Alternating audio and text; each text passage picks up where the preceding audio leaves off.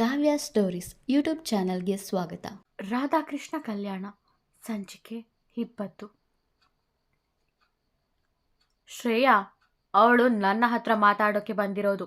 ನೀನು ಅವಳ ಜೊತೆಗೆ ಮಾತಾಡೋ ಅವಶ್ಯಕತೆ ಇಲ್ಲ. ಹೋಗಿ ಜ್ಯೂಸ್ ತಗೊಂಡ್ ಬಾ. ಅಚಿಂತ್ಯ ಮೆಟ್ಟಿಲು ಇಳಿಯುತ್ತಾ ಹೇಳಿದಾಗ ಎಂದ ಶ್ರೇಯಾ ಕಾಫಿ ತರಲು ಹೋದಳು. ರಾಧಾನ ನೋಡಿ ಮುಕುಳ್ನಕ್ಕ ಅಚಿಂತ್ಯ, ಏನು ಮಿಸಸ್ ಅರ್ಜುನ್ ಕೃಷ್ಣ ಇಲ್ಲಿವರೆಗೂ, ಅದು ನನ್ನ ಹುಡುಕಿಕೊಂಡು ಬಂದಿದ್ದು? ಅಚಿಂತ್ಯ ಕೇಳಿದಾಗ, ಯಾಕೆ ಹೀಗೆಲ್ಲ ಮಾಡ್ತಾ ಇದೀಯಾ? ರಾಧಾ ಕೇಳಿದಳು. ಅಯ್ಯೋ, ನಾನೇನು ಮಾಡಿದೆ? ಸೋಫಾ ಮೇಲೆ ಕಾಲ ಮೇಲೆ ಕಾಲು ಹಾಕಿ ಕುಳಿತು ಅಚಿಂತ್ಯ ನಗುತ್ತಾ ಕೇಳಿದಾಗ, ಮಾಡೋದೆಲ್ಲ ಮಾಡಿ ಏನು ಮಾಡಿದೆ ಅಂತ ಕೇಳ್ತಾ ಇದೆಯಲ್ಲ ಅಚಿಂತ್ಯ. ನಮ್ಮ ತಂಟೆಗೆ ಯಾಕೆ ಬಂದಿದ್ಯಾ ನೀನು? ಕೃಷ್ಣನಿಗೆ ಯಾಕೆ ತೊಂದರೆ ಕೊಡ್ತಾ ಇದೆಯಾ? ಅವನು ಕ್ರಿಕೆಟ್ನಲ್ಲಿ ಸೆಲೆಕ್ಟ್ ಆಗದೆ ಇರೋ ಹಾಗೆ ಯಾಕೆ ಮಾಡಿದೆ? ರಾಧಾ ಕೇಳಿದಾಗ, ನೋಡ್ರಾಧಾ, ನನಗೆ ಯಾರಿಂದ ಏನೇ ತಗೊಂಡ್ರು ಕೊಟ್ಟೆ ಅಭ್ಯಾಸ. ನಿನ್ನಿಂದ ಮತ್ತೆ ಆ ಕೃಷ್ಣನಿಂದ ತುಂಬ ಅವಮಾನ ಅನುಭವಿಸಿದ್ದೆ. ನನ್ನ ಸ್ಟೇಷನ್ ಮೆಟ್ಟಿಲು ಹತ್ತೋ ಹಾಗೆ ಮಾಡಿದ್ದು ನೀನು. ನನ್ನ ಬಿಸ್ನೆಸ್ನ ಪೊಲೀಸ್ನವರಿಗೆ ಗೊತ್ತಾಗೋ ಹಾಗೆ ಮಾಡಿದ್ದು ನಿನ್ನ ಗಂಡ. ಅದಕ್ಕೆ ನಾನು ನಿಮ್ಮ ಮೇಲೆ ರಿವೆಂಜ್ ತಗೊಳ್ತಾ ಇದ್ದೀನಿ ಅಷ್ಟೇ. ಅಚಿಂತ್ಯ ಹೇಳಿದಾಗ, ನಾನು ನಿನ್ನ ಸ್ಟೇಷನ್ ಮೆಟ್ಟಿಲು ಹತ್ತೋ ಹಾಗೆ ಮಾಡಿಲ್ಲ ಅಚಿಂತ್ಯ. ಆ ನಿನ್ನ ಚೇಳಾನೆ ಹತ್ತೋ ಹಾಗೆ ಮಾಡಿದ್ದು. ನೀನು ಮಾಡ್ತಾ ಇರೋ ಕಿತ್ತೋಗಿರೋ ಬಿಸ್ನೆಸ್ನ ಕೃಷ್ಣ ಪೊಲೀಸ್ನವರಿಗೆ ಹಿಡಿದುಕೊಟ್ಟ ಅಷ್ಟೇ. ನೀನು ದುಡ್ಡು ಕೊಟ್ಟು ಎಲ್ಲ ಸರಿ ಮಾಡಿದ್ಯಾ ತಾನೆ? ಮತ್ತೆ ಯಾಕೆ ನಮಗೆ ತೊಂದರೆ ಕೊಡ್ತಾ ಇದೀಯಾ? ರಾಧಾ ಜೋರಾಗಿಯೇ ಕೇಳಿದ್ದಳು. ಏನು ವಾಯ್ಸು ರೈಸ್ ಆಗ್ತಾ ಇದೆ? ಇದು ನನ್ನ ಮನೆ, ನೆನಪಿರ್ಲಿ. ಹುಬ್ಬೇರಿಸಿ ಕೇಳಿದ್ದ ಅಚಿಂತ್ಯ.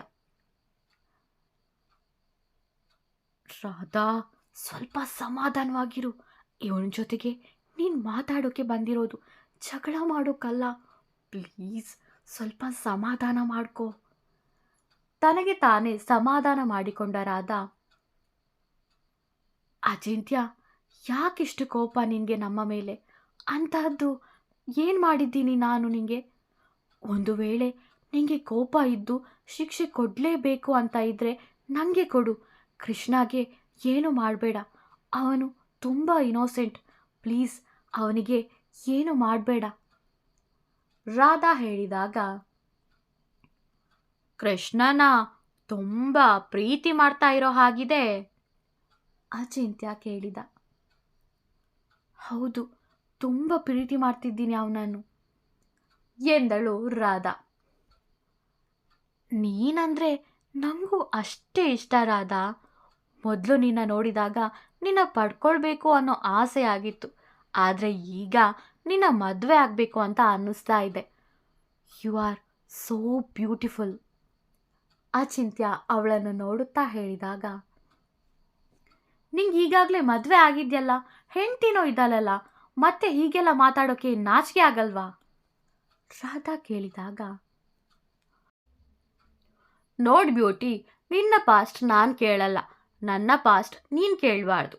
ಇನ್ನು ಮುಂದೆ ಏನಾಗುತ್ತೋ ಅದನ್ನು ಮಾತ್ರ ಮಾತಾಡಬೇಕು. ಅಚಿಂತ್ಯ ಹೇಳಬೇಕಾದರೆ ಶ್ರೇಯಾ ಜ್ಯೂಸ್ ತೆಗೆದುಕೊಂಡು ಬಂದಳು. ರಾಧಾ ಶ್ರೇಯಾಳನ್ನು ನೋಡುವುದರಲ್ಲೇ ತಲ್ಲೀನಲಾಗಿದ್ದಳು. ಬ್ಯೂಟಿ, ತಗೋ ಜ್ಯೂಸ್, ಅಚಿಂತ್ಯ ಹೇಳಿದಾಗ ಜ್ಯೂಸ್ ತೆಗೆದುಕೊಂಡ ರಾಧಾ ಶ್ರೇಯಾಳನ್ನೇ ನೋಡಿದಳು. ಶ್ರೇಯಾ ಅಲ್ಲಿಂದ ಹೋದಳು. ಇವಳೇನು ನಿಜವಾಗ್ಲೂ ಇವನ ಹೆಂಡ್ತಿನಾ? ಇವಳು ಮುಂದೆನೆ ನನ್ನ ಬ್ಯೂಟಿ ಅಂತ ಇದ್ರೂ ಸುಮ್ಮನೆ ಹೋಗ್ತಾ ಇದ್ದಾಳಲ್ಲ. ಮನಸ್ಸಲ್ಲೇ ಮಾತಾಡಿದ್ದಳು ರಾಧಾ. ಜ್ಯೂಸ್ ಕುಡಿ ಬ್ಯೂಟಿ, ಅಚಿಂತ್ಯ ಹೇಳಿದಾಗ, ಇದರಲ್ಲಿ ಏನಾದರೂ ಮಿಕ್ಸ್ ಮಾಡಿದ್ದಿದ್ರೆ ನಾನು ಕುಡಿಯಲ್ಲಪ್ಪ ಎಂದುಕೊಂಡವಳು. ನನಗೆ ಜ್ಯೂಸ್ ಬೇಡ, ನಾನು ಇದನ್ನೆಲ್ಲ ಕುಡಿಯಲ್ಲ ಎಂದವಳು ಮುಂದೆ ಇದ್ದ ಟೇಬಲ್ ಮೇಲೆ ಇಟ್ಟಳು. ಈಗ ವಿಷಯಕ್ಕೆ ಬರೋಣ ಅಚಿಂತ್ಯ. ಎಲ್ಲಾನ ಮರೆತು ಹೆಂಡತಿ ಜೊತೆಗೆ ಚೆನ್ನಾಗಿರು. ನನ್ನ ಮತ್ತೆ ಕೃಷ್ಣ ತಂಟೆಗೆ ಬರಬೇಡ. ರಾಧಾ ಜೋರಾಗಿಯೇ ಹೇಳಿದಾಗ, ಏನಿದು ಬ್ಯೂಟಿ, ನಿನ್ನ ಆ ಕೃಷ್ಣನಿಗೆ ಆಡೋಕೆ ಚಾನ್ಸ್ ಕೊಡಿಸೋಕೆ ಕೇಳೋಕೆ ಬಂದಿರೋಳು ನನಗೆ ಆವಾಜ್ ಆಗ್ತಾ ಇದೆಯಲ್ಲ. ಅಚಿಂತ್ಯ ನುಡಿದಾಗ, ಸಾರಿ ಅಚಿಂತ್ಯ, ಕೃಷ್ಣನಿಗೆ ಆಡೋಕೆ ಚಾನ್ಸ್ ಕೊಡು ಪ್ಲೀಸ್. ಅದು ಅವನ ಕನಸು. ನನ್ನಿಂದ ಅವನಿಗೆ ಏನೋ ಆಗದೆ ಇರೋ ಹಾಗೆ ನಾನು ನೋಡ್ಕೊಳ್ಬೇಕು. ಪ್ಲೀಸ್ ಅವನನ್ನು ಅವನ ಪಾಡಿಗೆ ಬಿಡು. ರಾಧಾ ಕೈ ಮುಗಿದು ಕೇಳಿಕೊಂಡಳು. ಛೇ, ನನಗೆ ನೀನು ಹೀಗೆಲ್ಲ ಮಾಡಿದ್ರೆ ತುಂಬ ಬೇಜಾರಾಗುತ್ತೆ ರಾಧಾ. ಪ್ಲೀಸ್ ಈ ಥರ ನನ್ನ ಮುಂದೆ ಅಳ್ಬೇಡ. ಈಗೇನು ಕೃಷ್ಣನಿಗಾಡೋಕೆ ಬಿಡಬೇಕು ಅಷ್ಟೇ ತಾನೇ? ಸರಿ, ನಾನೇನು ಅವನಿಗೆ ತೊಂದರೆ ಕೊಡಲ್ಲ. ಅವನಿಷ್ಟದ ಪ್ರಕಾರ ಅವನಿಗೆ ಆಟ ಆಡೋಕೆ ಬಿಡ್ತೀನಿ. ಆದರೆ ಅಜಿಂತ್ಯ ರಾಗ ಎಳೆದಾಗ ಮೊದಲು ಅವನಂದ ಮಾತಿಗೆ ಖುಷಿಪಟ್ಟ ರಾಧಾ ನಂತರ ರಾಗ ಎಳೆದಾಗ, ಏನು ಆದರೆ ಕೇಳಿದ್ದಳು. ನಾನು ನಿನಗೆ ಸಹಾಯ ಮಾಡ್ತಾ ಇದ್ದೀನಿ, ಅದಕ್ಕೆ ಪ್ರತಿಯಾಗಿ ನೀನು ಏನಾದರೂ ಮಾಡಬೇಕಲ್ಲ. ಅಚಿಂತ್ಯ ಕೇಳಿದ. ಏನು ಮಾಡಬೇಕು? ರಾಧಾ ಭಯದಿಂದ ಕೇಳಿದಳು.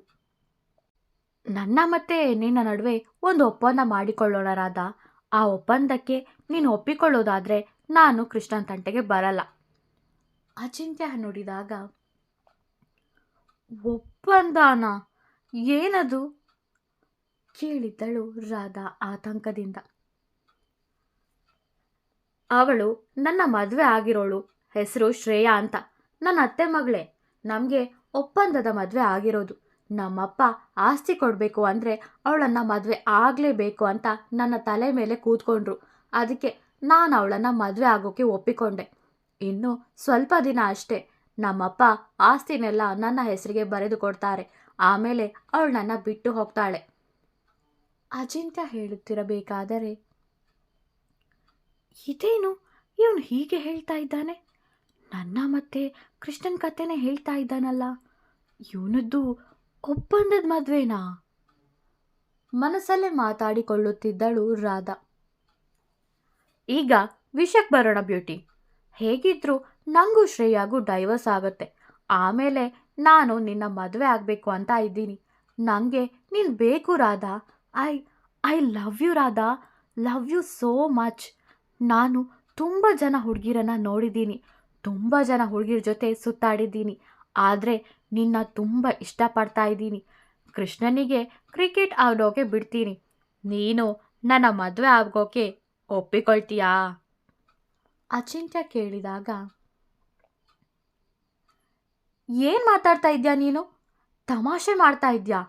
ನಿನಗೂ ಅವಳ ಜೊತೆಗೆ ಮದುವೆ ಆಗಿದೆ, ನನಗೂ ಕೃಷ್ಣನ ಜೊತೆ ಮದುವೆ ಆಗಿದೆ. ಮತ್ತೆ ನಾವು ಮದುವೆ ಆಗೋಣ ಅಂತ ಹೇಳ್ತಾ ಇದೆಯಲ್ಲ, ನಿಂಗೇನು ಹುಚ್ಚ? ರಾಧಾ ಕೋಪದಲ್ಲಿ ಕೇಳಿದಳು. ನೀನಂದರೆ ನನಗೆ ಒಂಥರ ಹುಚ್ಚೇ ರಾಧಾ. ನಿನ್ನ ಬಿಟ್ಟಿರೋಕೆ ನನ್ನಿಂದ ಆಗಲ್ಲ. ಅದಕ್ಕೆ ಈ ನಿರ್ಧಾರ. ನಾನು ಶ್ರೇಯನ ಬಿಟ್ಟೆ ನಿನ್ನ ಮದುವೆ ಆಗಬೇಕು ಅಂತ ಇರೋದಲ್ವಾ. ನೀನು ಕೃಷ್ಣನಿಗೆ ಡೈವರ್ಸ್ ಕೊಟ್ಟೆ ಬಾ.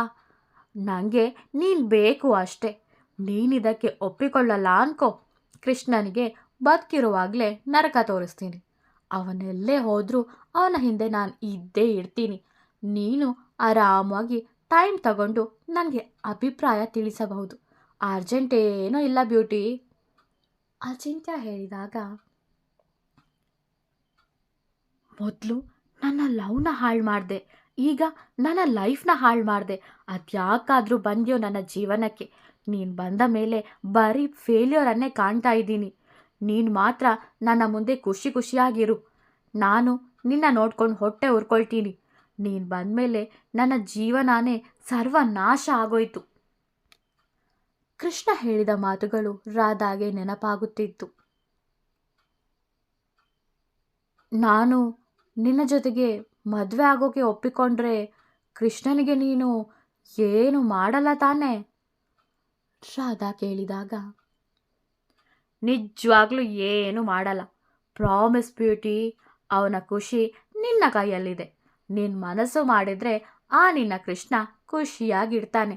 ಇಲ್ಲ ಅಂದರೆ ಅಚಿಂತ್ಯ ಹೇಳುತ್ತಿರಬೇಕಾದರೆ, ಹಾಗಿದ್ರೆ ನನಗೆ ಈ ಒಪ್ಪಂದಕ್ಕೆ ಒಪ್ಪಿಗೆ ಇದೆ. ಎಂದಳು ರಾಧಾ. ನಿಜವಾಗ್ಲೂ ಹೇಳ್ತಾ ಇದ್ಯಾ? ಅಚಿಂತ್ಯ ಕೇಳಿದಾಗ, ನೀನು ಕೃಷ್ಣನಿಗೆ ಏನು ಮಾಡಲ್ಲ ಅಂದರೆ ನಾನು ನಿಜವಾಗ್ಲೂ ಒಪ್ಪಿಕೊಳ್ತೀನಿ. ಆದರೆ ಕೃಷ್ಣ ಕ್ರಿಕೆಟ್ನಲ್ಲಿ ವಿನ್ ಆದ ಮೇಲೇ ನಾನು ನಿನ್ನ ಹತ್ರ ಬರೋದು. ಅಳುತ್ತಲೇ ರಾಧಾ ಹೇಳಿದಳು. ಓಕೆ, ಕೃಷ್ಣ ವಿನ್ ಆದಮೇಲೇ ಬಾ. ಅವನು ವಿನ್ ಆಗದೆ ಇದ್ದರೂ ನೀನು ಬರಬೇಕು. ನೀನು ಕೇಳಿದ್ದು ಕೃಷ್ಣನಿಗೆ ಆಟ ಆಡೋಕ್ಕೆ ಬಿಡಬೇಕು ಅಂತ ಅಷ್ಟೇ. ಬಿಡ್ತೀನಿ. ಅವನ ಮ್ಯಾಚ್ ಮುಗಿದು ನೆಕ್ಸ್ಟ್ ಸೆಕೆಂಡ್ ನೀನು ನನ್ನ ಹತ್ರ ಬರಬೇಕು. ಅಚಿಂತ್ಯ ಹೇಳಿದಾಗ, ಸರಿ ಎಂದು ಅವನು ಕೊಟ್ಟ ಒಪ್ಪಂದದ ಪತ್ರಕ್ಕೆ ಸಹಿ ಹಾಕಿದ್ದಳು ರಾಧಾ. ನನ್ನ ಮೇಲೆ ಅಷ್ಟೊಂದು ನಂಬಿಕೆನಾ ಬ್ಯೂಟಿ? ಒಪ್ಪಂದದ ಪತ್ರನ ಓದೇ ಇಲ್ವಲ್ಲ, ಹಾಗೆ ಸೈನ್ ಹಾಕಿಬಿಟ್ಟೆ? ಅಚಿಂತ್ಯ ಕೇಳಿದಾಗ, ನಾನು ಯಾವತ್ತಿದ್ರೂ ಕೃಷ್ಣನಿಗೆ ಮಾತ್ರ ಹೆಂಡತಿ. ಅವನನ್ನು ಬಿಟ್ಟು ಬೇರೆ ಯಾರನ್ನೂ ಮದುವೆ ಆಗೋದಿಲ್ಲ. ಮನಸ್ಸಲ್ಲೇ ಮಾತಾಡಿಕೊಂಡ ರಾಧಾ ಸೀದಾ ಅಲ್ಲಿಂದ ಹೊರಗಡೆ ಬಂದಳು. ಕೃಷ್ಣ, ಆ ಅಚಿಂತ್ಯ ಸರ್ ನಿನಗೆ ಹೇಗೆ ಪರಿಚಯ? ಅರುಣ್ ಕೇಳಿದಾಗ, ಅದೊಂದು ದೊಡ್ಡ ಕತೆ ಎಂದ ಕೃಷ್ಣ ವಿಷಯವನ್ನು ಹೇಳಲಿಲ್ಲ. ಅವನೇ ನೀನು ಆಡದೆ ಇರೋ ಹಾಗೆ ತಡೆದಿದ್ದು. ಅರುಣ್ ಹೇಳಿದಾಗ, ಗೊತ್ತು ಅರುಣ್, ಆದರೆ ಬೇರೆ ಎಲ್ಲರಿಗೂ ನಾನು ಆಡೋದು ಇಷ್ಟ ಆಗಿದೆ ತಾನೆ. ಸೊ ನೀವು ಅವರ ಜೊತೆಗೆ ಮಾತಾಡಬಹುದಲ್ಲ? ಕೃಷ್ಣ ಹೇಳಿದಾಗ, ಪ್ರಯತ್ನ ಪಡ್ತೀನಿ ಅರ್ಜುನ್, ಆದರೆ ಖಂಡಿತ ಹಾಗೆ ಆಗುತ್ತೆ ಅಂತ ಹೇಳೋಕ್ಕಾಗಲ್ಲ. ಮಾತಾಡಿ ನೋಡ್ತೀನಿ. ಅರುಣ್ ಹೇಳಿ ಕರೆ ತುಂಡರಿಸಿದನು. ಎಲ್ಲ ಆಗಿದ್ದು ರಾಧಾನಿಂದ. ಅವಳೊಬ್ಳು ಸುಮ್ಮನೆ ಇದ್ದಿದ್ದಿದ್ರೆ ಎಲ್ಲ ಸರಿ ಇರ್ತಾ ಇತ್ತು. ಸುಮ್ಮನೆ ಬೇಡದೇ ಇರೋರ ತಂಟೆಗೆ ಹೋಗಿ ನನಗೆ ಕಷ್ಟ ಕೊಡ್ತಿದ್ದಾಳೆ. ಎಲ್ಲಿ ಹೋಗಿದ್ದಾಳೋ ಏನೋ, ಕಾಣ್ತಾನೇ ಇಲ್ಲ ಮನೆಯಲ್ಲಿ ಇದ್ದಿದ್ರೆ ಸೌಂಡ್ ಜೋರಾಗಿ ಇಡ್ತಾ ಇತ್ತು. ಹೀರೋಯಿನ್ ಆಗ್ತಾ ಇರೋಳು ಬೇರೆ. ಬಹುಶಃ ಫ್ರೆಂಡ್ಸ್ಗೆ ಪಾರ್ಟಿ ಕೊಡೋಕೆ ಹೋಗಿರಬೇಕು. ಮಾತಾಡಿಕೊಳ್ಳುತ್ತಿದ್ದ ಕೃಷ್ಣ. ಅದೇ ಸಮಯಕ್ಕೆ ರಾಧಾ ಬಂದಳು. ಎಲ್ಲೋಗಿತ್ತೋ ಸವಾರಿ? ಕೃಷ್ಣ ವಾರೆಗಣ್ಣಲ್ಲೇ ಅವಳನ್ನು ನೋಡುತ್ತಾ ಹೇಳಿದ. ಸ್ವಲ್ಪ ಕೆಲಸ ಇತ್ತು ಎಂದವಳು ಸೀದಾ ಶೌಚಾಲಯಕ್ಕೆ ಹೋಗಿ ಶವರ್ ಆನ್ ಮಾಡಿ ಜೋರಾಗಿ ಅಳಲು ಪ್ರಾರಂಭಿಸಿದ್ದಳು. ಮನೆಯಲ್ಲಿ ಎಲ್ಲರೂ ಊಟಕ್ಕೆ ಕುಳಿತಿದ್ದರು. ಮಹಾಲಕ್ಷ್ಮಿ ಹಾಗೂ ನಮಿತಾ ಎಲ್ಲರಿಗೂ ಊಟ ಬಡಿಸುತ್ತಾ ಇದ್ದರು. ಅಶ್ವಥ್ ಹಾಗೂ ಮಹೇಂದ್ರನನ್ನು ನೋಡಿದ ವಿಶ್ವನಾಥ್, ಈ ಥರ ಒಟ್ಟಿಗೆ ಕೂತ್ಕೊಂಡು ಊಟ ಮಾಡಬೇಕು, ಎಲ್ಲರ ಜೊತೆಗೆ ಇರಬೇಕು ಅನ್ನೋದು ನನ್ನ ಆಸೆ ಆಗಿತ್ತು. ಆದರೆ ಎಲ್ಲರೂ ಜಗಳ ಮಾಡಿಕೊಂಡು ದೂರ ಆಗಿಬಿಟ್ಟಿದ್ವಿ. ಈಗ ರಾಧಾಕೃಷ್ಣ ಮದುವೆ ಮೂಲಕ ಎಲ್ಲರೂ ಒಂದಾಗಿದ್ದೇವೆ. ಅವರಿಬ್ಬರು ಮದುವೆ ಆಗಿದ್ದು ಎಷ್ಟು ಒಳ್ಳೆಯದಾಯಿತು ಎಂದಾಗ, ಹೌದೌದು, ತುಂಬ ಒಳ್ಳೆಯದಾಯಿತು ಎಂದರು ಮಹೇಂದ್ರ. ಆಸ್ತಿನ ಯಾವಾಗ ಬರೆದು ಕೊಡ್ತೀಯಪ್ಪ? ಮನಸ್ಸಲ್ಲೇ ಗೊಣಗಿದ್ದರು. ಇನ್ನು ನನ್ನ ಮರಿ ಮೊಮ್ಮಗುನ ನೋಡಿ ಎಲ್ಲ ಆಸ್ತಿನೂ ಬರೆದುಕೊಟ್ಟು ಆರಾಮವಾಗಿ ಕಣ್ಣು ಮುಚ್ಚಿಬಿಡ್ತೀನಿ, ವಿಶ್ವನಾಥ್ ಹೇಳಿದಾಗ ಅಶ್ವಥ್ ಹಾಗೂ ಮಹೇಂದ್ರ ಮುಖ ನೋಡಿಕೊಂಡರು. ರಾಧಾಕೃಷ್ಣ ಕೂಡ ಮುಖ ನೋಡಿಕೊಂಡರು. ಇನ್ನು ಒಪ್ಪಂದದಲ್ಲಿ ಮಗು ಮಾಡಿಕೊಂಡ್ರೆ ಆಯಿತು. ಮಹೇಂದ್ರ ಪಕ್ಕದಲ್ಲೇ ನಿಂತಿದ್ದ ಭಾಗ್ಯ ಗೊಣಗಿದ್ದರು. ಅಪ್ಪ, ಈಗಿನ ಕಾಲದ ಮಕ್ಕಳಿಗೆ ಫ್ಯಾಮಿಲಿ ಪ್ಲಾನಿಂಗ್ ಇರುತ್ತಲ್ಲ, ಮಹೇಂದ್ರ ಹೇಳಿದಾಗ, ಪರವಾಗಿಲ್ಲ, 1 ವರ್ಷ ಆದಮೇಲೆ ಬೇಕಿದ್ರೂ ನನಗೆ ಮೊಮ್ಮಗುಣ ಕೊಡಬಹುದು. ನಾನೇನು ಅಷ್ಟು ಬೇಗ ಹೋಗಲ್ಲ, ತಾತ ಹೇಳಿದಾಗ, ಆದರೆ ನಮಗೆ ಆಸ್ತಿ ಬೇಕಲ್ವಾ? ಮನಸ್ಸಲ್ಲೇ ಮಾತಾಡಿದ್ದರು ಅಶ್ವಥ್. ಆದರೆ ನನ್ನ ಮರಿ ಮೊಮ್ಮಕ್ಕಳನ್ನು ನೋಡಿದ ಮೇಲೇ ನಾನು ರಾಧಾಕೃಷ್ಣಗೆ ಆಸ್ತಿ ಬರೆದುಕೊಡೋದು. ಇಲ್ಲ ಅಂದರೆ ಆಸ್ತಿ ಎಲ್ಲ ಆಶ್ರಮಕ್ಕೆ ಹೋಗುತ್ತೆ ಅಷ್ಟೇ ಎಂದ ವಿಶ್ವನಾಥ್ ಊಟ ಮುಗಿಸಿ ಹೋದರು. ಕೃಷ್ಣ ಅರ್ಧದಲ್ಲೇ ಕೈ ತೊಳೆದು ಹೋದ. ರಾಧಾಗೂ ಊಟ ಮಾಡೋ ಮನಸ್ಸಿಲ್ಲದೆ ಕೋಣೆಗೆ ಹೋದಳು. ಎಲ್ಲರೂ ಮಲಗಿದ ನಂತರ ನಾವು ತಪ್ಪು ಮಾಡಿದ್ವಿ ಅಂತ ಅನ್ನಿಸ್ತಾ ಇದೆ.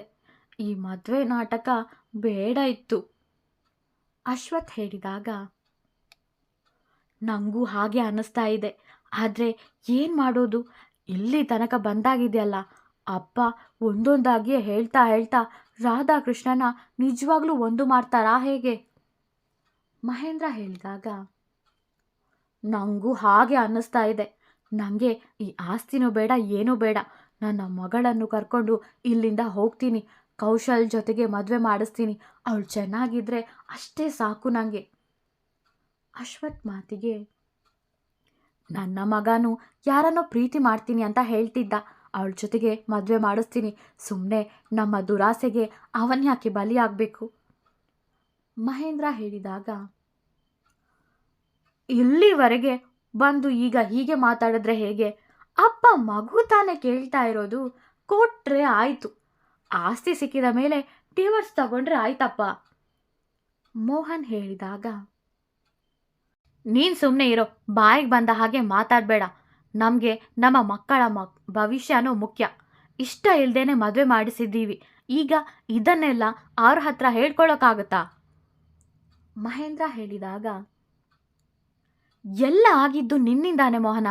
ಮಾವ ಮದುವೆ ಅಂದಾಗಲೇ ನಾವು ಬೇಡ ಅಂದಿದ್ವಿ. ನೀನೇ ಏನೂ ಆಗಲ್ಲ ಮಾಡಿಸಿ ಅಂದಿದ್ದು. ಈಗ ನೋಡು ಎಲ್ಲಿ ತನಕ ಬಂದು ನಿಂತಿದೆ ಅಂತ. ಅಶ್ವಥ್ ಜೋರಾಗಿಯೇ ಹೇಳಿದ್ದರು. ಒಳ್ಳೆ ಐಡಿಯಾ ಹೇಳ್ತೀನಿ ನಿಮಗೆ. ರಾಧಾ ಪ್ರೆಗ್ನೆಂಟ್ ಅಂತ ಅಪ್ಪನ ನಂಬಿಸೋದು, ರಾಧಾಗೆ ನಾಟಕ ಮಾಡೋಕೆ ಹೇಳೋದು. 9 ತಿಂಗಳು ಆದಮೇಲೆ ನಾವೇ ಯಾರಾದರೂ ಡಾಕ್ಟರ್ಗೆ ದುಡ್ಡು ಕೊಟ್ಟು ಡೆಲಿವರಿ ಮಾಡಿದ ಹಾಗೆ ನಾಟಕ ಮಾಡೋದು.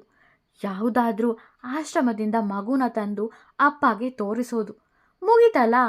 ಅಪ್ಪ ಆಸ್ತಿ ಬರೆದು ಕೊಟ್ಟ ನಂತರ ಮಗುನ ಆಶ್ರಮಕ್ಕೆ ಬಿಟ್ಟರೆ ಆಯಿತು. ಮೋಹನ್ ಹೇಳಿದಾಗ ಅಪ್ಪ ತಂದೆ ಅದೆಲ್ಲ ಏನು ಬೇಡ. ಸುಮ್ಮನೆ ರಾಧಾಕೃಷ್ಣ ಜೀವನ ಯಾಕೆ ಹಾಳು ಮಾಡೋದು ನಾವು? ನೋಡು ಮಹೇಂದ್ರ, ನನ್ನ ಹತ್ರ ಒಂದು ಒಳ್ಳೆ ಪ್ಲ್ಯಾನ್ ಇದೆ. ನನಗಂತೂ ಈ ಆಸ್ತಿ ಬೇಡ. ರಾಧಾಕೃಷ್ಣನ ಹತ್ರ ಮಾವನ ಮುಂದೆ ಜಗಳ ಮಾಡ್ಕೊಳ್ಳೋಕೆ ಹೇಳೋದು. ಜಗಳ ಡಿವೋರ್ಸ್ ತನಕ ಹೋಗಿ ಇಬ್ಬರು ಡಿವೋರ್ಸ್ ತಗೊಳ್ಬೇಕು. ಅಲ್ಲಿಗೆ ಈ ಒಪ್ಪಂದದ ಮದುವೆ ಮುರಿದು ಬೀಳುತ್ತೆ. ಆಮೇಲೆ ಮಾವ ಆಸ್ತಿನ ಯಾರಿಗೆ ಬೇಕಾದರೂ ಕೊಡಲಿ. ನನಗೆ 1 ರೂಪಾಯಿನೂ ಬೇಡ. ಹೇಳು ಮಹೇಂದ್ರ, ನಿಂಗೆ ನನ್ನ ಐಡಿಯಾ ಇಷ್ಟ ಆಯ್ತಾ? ಅಥವಾ ಈ ಮೋಹನನ ಐಡಿಯಾ ಇಷ್ಟ ಆಯ್ತಾ? ಅಶ್ವಥ್ ಕೇಳಿದಾಗ ಯೋಚಿಸಿದ ಮಹೇಂದ್ರ, ನನಗೆ ನಿನ್ನ ಐಡಿಯಾ ಇಷ್ಟ ಆಯಿತು ಅಶ್ವಥ. ನಮ್ಮ ಸ್ವಾರ್ಥಕ್ಕೆ ನಾವ್ಯಾಕೆ ನಮ್ಮ ಮಕ್ಕಳ ಜೀವನನ ಹಾಳು ಮಾಡಬೇಕು? ನೀನು ಹೇಳಿದ ಹಾಗೆ ಡಿವೋರ್ಸ್ ಕೊಡಿಸೋಣ ಎಂದರು ಮಹೇಂದ್ರ. ಹೋ, ಈಗ ಹೀಗೆ ಯೋಚನೆ ಮಾಡ್ತಾ ಇದ್ದೀರೋ? ಮಾಡಿದ ತಪ್ಪಿಗೆ ಶಿಕ್ಷೆ ಅನುಭವಿಸ್ಬೇಕಲ್ಲ, ಅದಕ್ಕೆ ನಾನು ಬೇರೆನೇ ಪ್ಲ್ಯಾನ್ ಮಾಡ್ತೀನಿ. ಮರೆಯಲ್ಲೇ ನಿಂತು ಎಲ್ಲವನ್ನೂ ಕೇಳಿಸಿಕೊಳ್ಳುತ್ತಿದ್ದ ವಿಶ್ವನಾಥ್ ಮನಸ್ಸಲ್ಲೇ ಹೇಳಿಕೊಂಡರು. ಬೆಳಗಾಗಿತ್ತು. ಕಾಫಿ ಕುಡಿಯಲೆಂದು ಹೊರಟ ಕೃಷ್ಣನಿಗೆ ಕರೆ ಬಂದಾಗ ಅದನ್ನು ಸ್ವೀಕರಿಸಿದ. ಹಲೋ, ನಾವು ಕ್ರಿಕೆಟ್ ಸೆಲೆಕ್ಷನ್ ಟೀಮ್ನಿಂದ ಫೋನ್ ಮಾಡ್ತಾ ಇರೋದು. ನಿನ್ನೆ ನಡೆದ ಸೆಲೆಕ್ಷನ್ನಲ್ಲಿ ನಿಮ್ಮ ಹೆಸರು ಹೇಳಿರಲಿಲ್ಲ. ಒಬ್ಬರು ಪ್ಲೇಯರ್ ವಿಡ್ರಾ ಮಾಡಿಕೊಂಡಿದ್ದಾರೆ. ಸೊ ನಿಮ್ಮನ್ನು ನಾವು ಸೆಲೆಕ್ಟ್ ಮಾಡ್ಕೊಂಡಿದ್ದೀವಿ ಎಂದು ಹೇಳಿ ಕರೆ ತುಂಡರಿಸಿದ್ದರು. ಕುಣಿದು ಕುಪ್ಪಳಿಸಿದ್ದ ಕೃಷ್ಣ ಅರುಣ್ಗೆ ಕರೆ ಮಾಡಿ, ಥ್ಯಾಂಕ್ಸ್ ಅರುಣ್, ಬೆಳಗ್ಗೆನೇ ಗುಡ್ ನ್ಯೂಸ್ ಕೇಳೋ ಹಾಗೆ ಆಗಿದ್ದು ನಿಮ್ಮಿಂದ. ಥ್ಯಾಂಕ್ ಯು ಸೋ ಮಚ್ ಎಂದ ಕೃಷ್ಣ ಕರೆ ತುಂಡರಿಸಿದ್ದ. ಕಾಫಿ ಕೊಡಲೆಂದು ಬಂದ ರಾಧಾ ಕೃಷ್ಣನನ್ನು ನೋಡಿ, ಬಹುಶಃ ಸೆಲೆಕ್ಟ್ ಆದ ಅನಿಸುತ್ತೆ, ಅದಕ್ಕೆ ಇಷ್ಟು ಖುಷಿಯಾಗಿದ್ದಾನೆ. ಯಾವಾಗಲೂ ಇವನು ಹೀಗೆ ಖುಷಿಯಾಗಿರ್ಲಪ್ಪ ದೇವರಲ್ಲಿ ಬೇಡಿಕೊಂಡಳು ರಾಧಾ. ಏನು ಇಷ್ಟು ಖುಷಿಯಾಗಿದ್ಯಾ? ಏನು ವಿಷಯ? ರಾಧಾ ಕೇಳಿದಾಗ, ಹೌದು, ತುಂಬ ಖುಷಿಯಾಗಿದ್ದೀನಿ. ಆದರೆ ನಿಂಗೆ ಒಂದು ವೇಳೆ ವಿಷಯ ಗೊತ್ತಾದರೆ ನಿನ್ನ ವಕ್ರದೃಷ್ಟಿ ಬಿದ್ದು ನನ್ನ ಖುಷಿ ಹಾಳಾಗ್ಬೋದು. ಅದಕ್ಕೆ ನಿನಗೆ ಏನೂ ಹೇಳಲ್ಲ, ಆದರೂ ಹೇಳ್ತೀನಿ. ನಿನ್ನೆ ನೀನು ನನ್ನ ಹೊಟ್ಟೆ ಉರಿಸಿದ್ದಕ್ಕೆ ಇವತ್ತು ನಿನ್ನ ಹೊಟ್ಟೆ ನಾನು ಉರಿಸ್ಬೇಕಲ್ಲ. ಆ ನಿನ್ನ ಅಚಿಂತ್ಯ ಏನೋ ಪ್ಲ್ಯಾನ್ ಮಾಡಿ ನಾನು ಸೆಲೆಕ್ಟ್ ಆಗದೆ ಇರೋ ಹಾಗೆ ಮಾಡ್ದ. ಆದರೆ ಇವತ್ತು ಕಮಿಟಿಯವರು ಫೋನ್ ಮಾಡಿ ನಾನು ಸೆಲೆಕ್ಟ್ ಆಗಿದ್ದೀನಿ ಅಂತ ಹೇಳಿದ್ರು. ಕೃಷ್ಣ ಖುಷಿಯಲ್ಲಿ ಹೇಳಿದಾಗ, ಕಂಗ್ರಾಟ್ಸ್, ಕೈ ಮುಂದಕ್ಕೆ ಚಾಚಿ ಹೇಳಿದ್ದಳು ರಾಧಾ. ಕೇಳಿ ಅವಳಿಗೂ ತುಂಬ ಖುಷಿಯಾಗಿತ್ತು. ನಿನ್ನ ವಿಶಸ್ ನನಗೆ ಬೇಕಾಗಿಲ್ಲ. ನೀನು ನನ್ನಿಂದ ಎಷ್ಟು ದೂರ ಇರ್ತೀಯೋ ಅಷ್ಟು ಒಳ್ಳೆಯದಾಗುತ್ತೆ ನನಗೆ. ಸೊ ಪ್ಲೀಸ್ ನನ್ನಿಂದ ದೂರನೇ ಇದ್ದು ಬಿಡು. ನಾನು ಯಾವತ್ತೂ ನನ್ನ ಹತ್ರ ಸೇರಿಸ್ಕೊಳ್ಳಲ್ಲ. ಕೃಷ್ಣ ಹೇಳಿ ಬಾಗಿಲ ಬಳಿ ತಿರುಗಿದ. ವಿಶ್ವನಾಥ್ ಅವರನ್ನು ನೋಡಿ ಅವಕ್ಕಾದ. ಮುಂದುವರಿಯುವುದು. ವಿಡಿಯೋ ಇಷ್ಟವಾದರೆ ಲೈಕ್ ಮಾಡಿ, ಕಮೆಂಟ್ ಮಾಡಿ. ನನ್ನ ಚಾನಲ್ಗೆ ಹೊಸಬರಾದರೆ ಸಬ್ಸ್ಕ್ರೈಬ್ ಮಾಡಲು ಮರೆಯಬೇಡಿ. ಧನ್ಯವಾದಗಳು.